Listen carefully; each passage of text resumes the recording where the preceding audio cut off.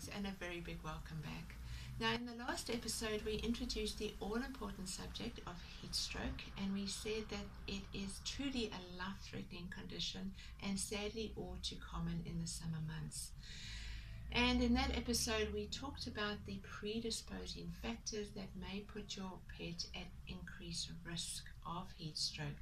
If you didn't see that episode, please take a look at it now. But today we are talking about prevention and the simple preventative steps you can put in place to ensure that your pet is at a minimized risk of heat stroke.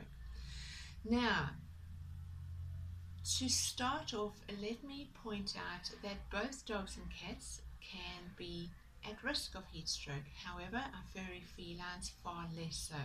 They tend to very quickly get out of the heat. They often stay indoors and prefer to go out at night. On the other hand, our dogs are very prone, and so first of all, when we go out on walks, we want to avoid the midday sun, choosing to rather go out in the early mornings and late afternoons and evenings.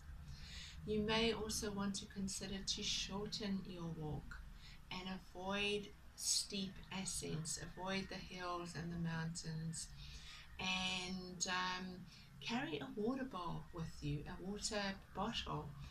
And if you see that your pet is struggling, then stop under a shady tree and give him or her some water and let him get his breath back.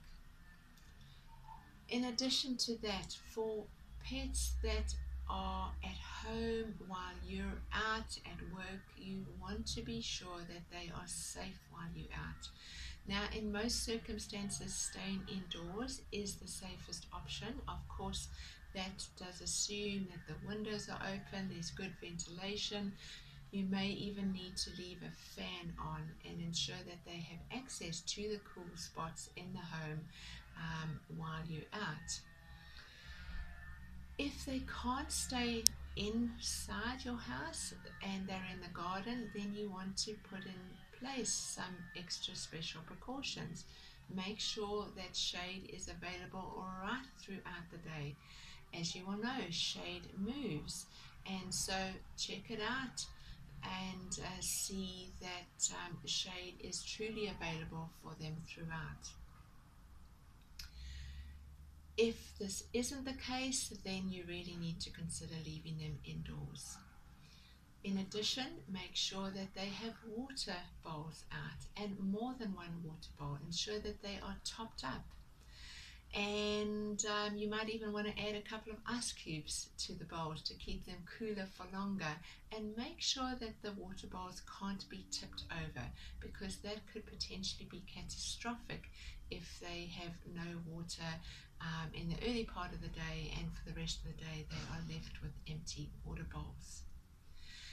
For dogs that have long coats, you really want to look at trimming or shaving your dog's coat.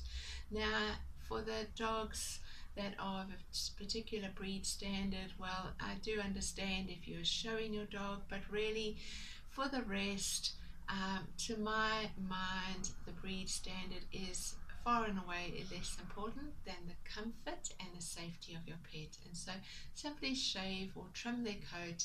They will love you for it, and they will be able to control their temperatures so much better, and of course be at much lesser risk of heat stroke.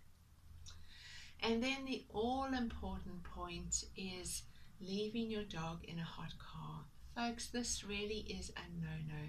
Studies have shown that a car left in a hot area, if at the outset is 29 degrees, in 10 minutes time the temperature will have risen to 39 degrees, and in a further 10 minutes it will have rocketed to 49 degrees. Well, this of course is completely unsustainable for your pet. So it's easier just to never leave them in a hot car, in a car during the hot months.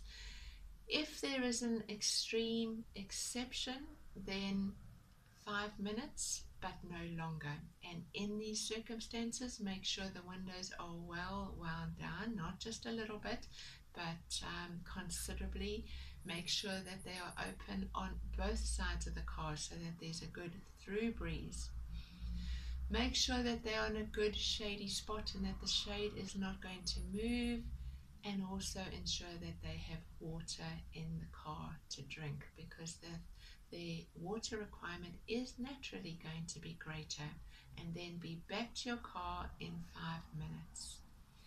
So there you have it, folks, a bunch of simple steps to put in place so that you and your pets can enjoy the summer months without the risks of the hot weather and heat stroke. Now, I hope you've enjoyed that, and do stay tuned to next week when we're going to be talking about the all-important symptoms of heat stroke, because we want to be sure that you can recognize them in the very early stages and take appropriate steps. So until then, have an amazing week. I'm Dr. Janey. See you soon.